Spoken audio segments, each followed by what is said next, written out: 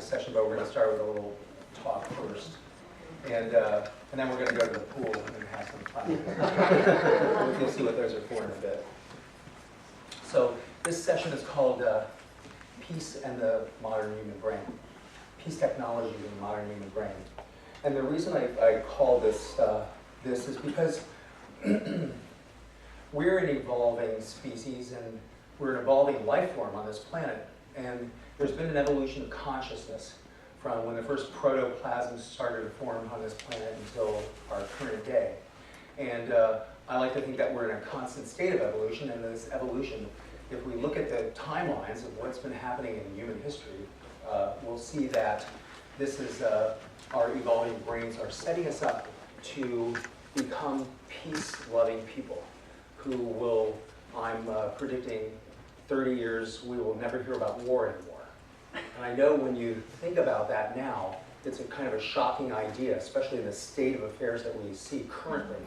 But I'm very confident that the way technologies move, and we've seen them move in other fields, that it's only a matter of a short amount of time before the human brain comprehends and fully we embody the idea that it's better to work with the people we disagree with to find mutual solutions than it is to destroy someone who has a different idea than we do, which has been the history of humanity up until not too long ago, and still kind of currently in there, but this transition is happening now. So the first thing I want to do is point out to you an idea of evolution of consciousness on our planet. Now, I use this because when there was a lot of talk about the Mayan calendar coming up to its ending date back in 2012, there was a lot of speculation on what that meant. Is it the end of the world? What is it? And there was an interesting person named Dr. Carl Kalaman, who I found had looked at Mayan temples, Mayan pyramids, and the way they were structured and determined, and the Mayan calendar, and determined kind of that this kind of represented the time of Earth's since the Big Bang. So when you look at that calendar, it has 13 houses, if you will, that represent each one of these layers. There's 9 layers in these pyramids. And he speculated that each one of these ascending layers would fit into one of these houses in the layer below. So in other words, this is 260 days. That would be one part of this 12.8 years, and so forth all the way down. So if you think about the evolution of our planet from the Big Bang, if that was what happened, there's 16.4 billion years, according to the calendar, of things going from the cosmic soup into the first protoplasm on Earth. And that took 12.8 billion years, 1.2 billion years in each one of these sections.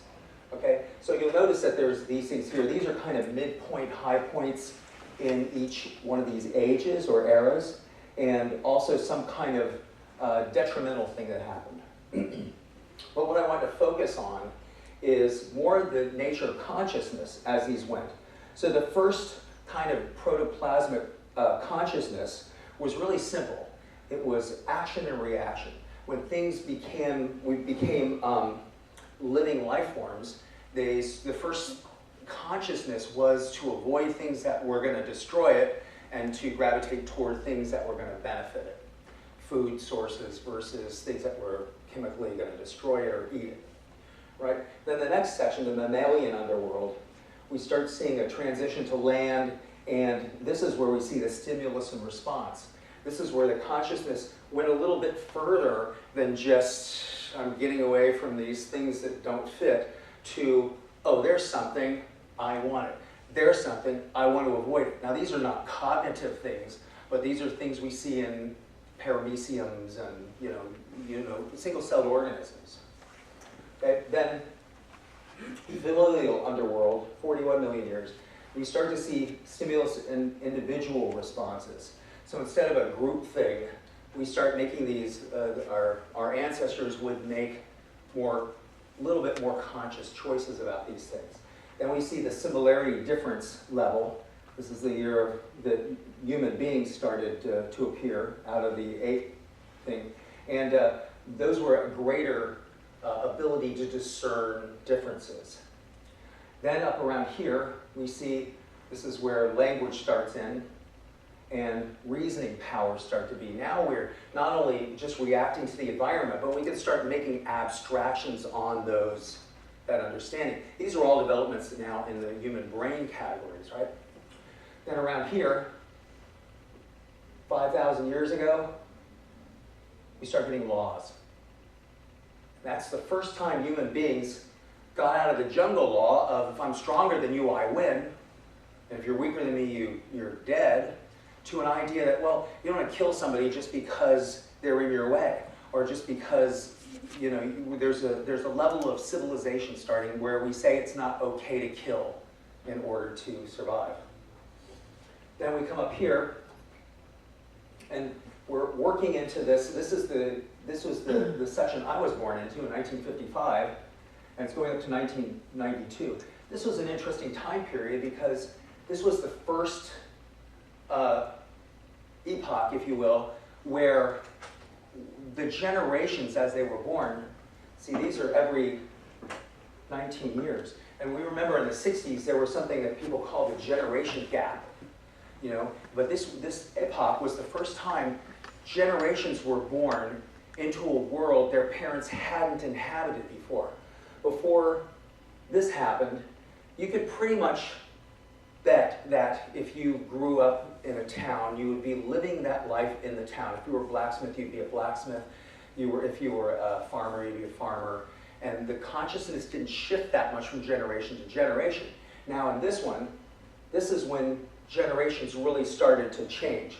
So my father, who was born in 1924, the idea that people would one day go to the moon was ridiculous. Nobody thought, that's crazy, that's insane, that's that science fiction stuff, that's H.G. Wells. But my father actually worked on one of the first modems that launched the rocket that put John Glenn in orbit. So in his generation, it was a major change. We also got the telephone, the television. All of these things increased our consciousness. Okay, there were conscious shifts.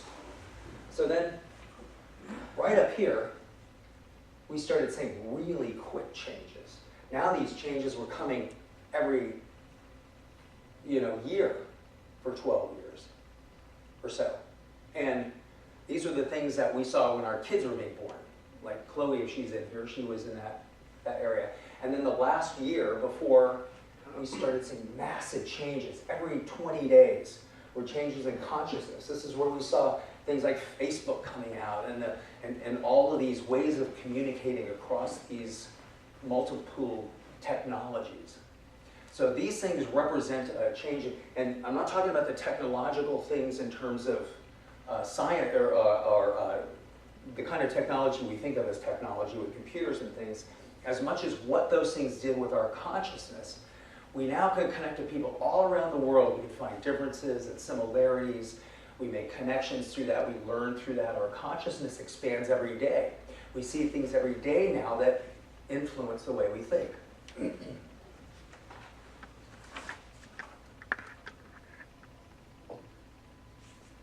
So, along with that, I want to focus now on more recent times, and I want to point out that in our evolution as a species now, we've started to become more and more conscious of human rights, okay? So instead of the jungle law of dog eats dog, we start getting things like, first we see about 5,000 years ago, the birth of law. This is what we talked about, where people are now saying, okay, well, it's not okay to just kill or be killed. We need some guidelines so that valuable people who are valuable to us don't get killed because they are viewed as a threat. And then we see the Ten Commandments, one of the first basic things that have lasted through time. In 1215, now we're moving into the more modern era, This is the Magna Carta. I bring this up because this is the time when barons said to kings, no, we're not completely under your rule. We want a say in this. So these are the first expression of human rights. You don't have the right just because you think you have a divine right to this kingdom to dictate what we're going to do. We want some say in it. Okay? And we're going to jump down here to 1776 through 1789, the birth of the United States.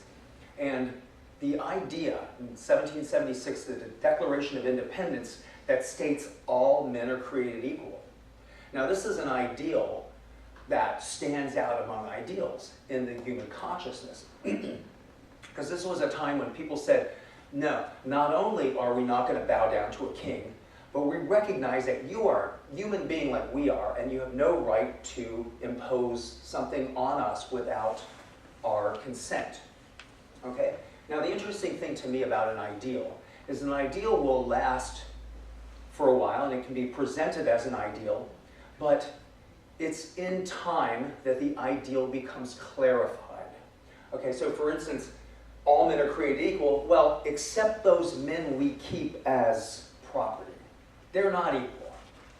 So there's a big lapse in the idea that all men are created equal and owning men, right? So it took about almost 100 years, 90 years before people finally said, no, we can't have that anymore. We can't justify this ideal while we're keeping human beings. So they had to free their slaves because it didn't make any sense next to the ideal. The ideal still wasn't complete, though. We didn't see any completion in that ideal until we saw the next clarification of that ideal, which is, oh, women are men too. Women are human beings also. Go figure. And it took them all this time, from here to here, for that ideal to be clarified to that point. Then, yeah, everyone's got these rights, but still there's so each one of these things represents a time period in which we go more into a world where it makes sense to us that the ideal is not completed yet, because other human beings are not getting the same rights. So along with these things, and in 2007, as far as I can see, this was the last country to finally criminalize slavery.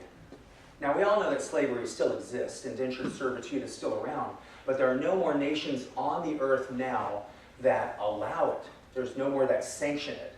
So this is a big, big step in human evolution to go from 5,000 years ago, where slaves were, of course, down to around these parts where people around the world, the U.S. is later in here than other countries to diminish slavery, and then to finally get to these points where we're saying, well, everybody deserves the same protections that everyone gets. These are inalienable rights for every person.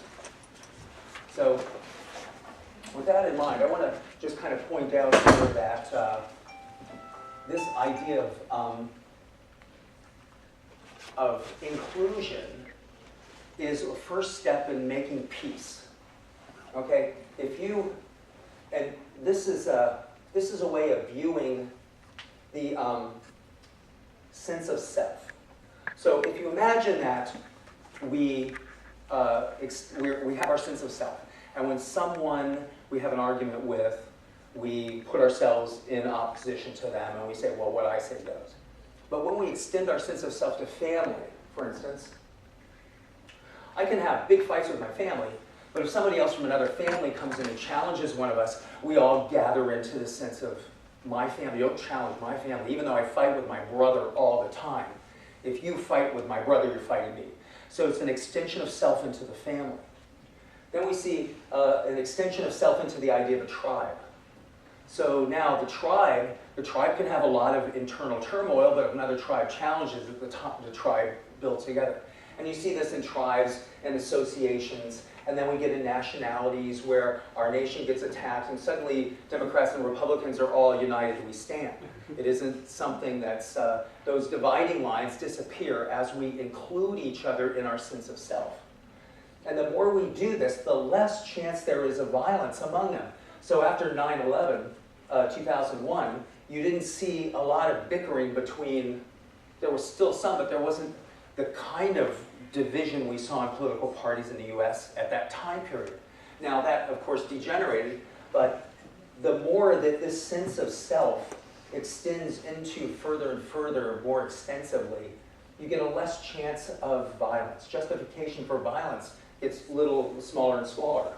So now we're protecting our environment, we're protecting other species, we're protecting all sentient beings. We can stop a project development from going forth if there's a butterfly that will be wiped out.